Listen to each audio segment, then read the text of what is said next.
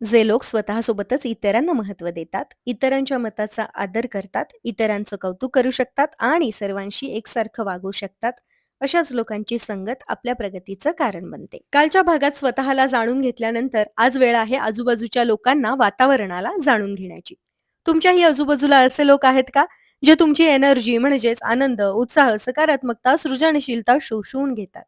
जीवनाच्या अनेक टप्प्यावरती अनेक वेगवेगळ्या लोकांना सामोरं जावं लागतं. फक्त लोकांनाच नाही तर त्यांच्या विचारांना, त्यांच्या गुणांना, अवगुणांना. कामाच्या ठिकाणी, मैत्रीमध्ये, नात्यांमध्ये असणारे असे लोक कदाचित आपल्या अधोगतीसाठी कारणीभूत ठरतात. आपण कितीही एफर्ट्स लावले तरीही त्यांच्यासाठी ते कमीच असतात. आपल्याला योग्य ते क्रेडिट, आदर दिला जात नाही आणि म्हणून आपण खचू लागतो. कारण अशा लोकांशी कसं वागायचं हेच आपल्याला कळत नाही.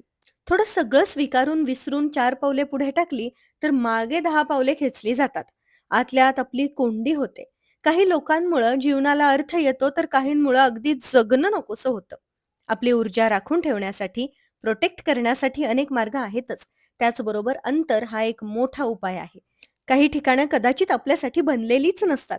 म्हणून जिथे सातत्याने अनादर आणि आपल्याला टॉर्चर केलं जात असेल, तिथे शक्य असल्यास अंतर ठेवा. अशा लोकांना लांब ठेवा.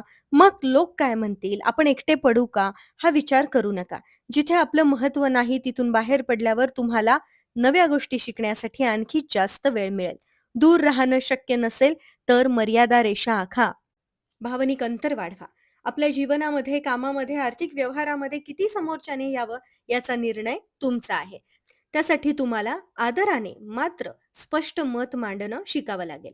सर्वांच्या नजरेत चांगलं राहण्यासाठी स्वतःला नकारात्मकतेच्या दरीत ढकलू नका.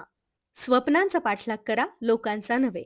अंतर वाढवणं आणि आपल्याला शून्य समजणाऱ्या लोकांपासून भावनिकदृष्ट्या डिटॅच होणं कठीण आहे.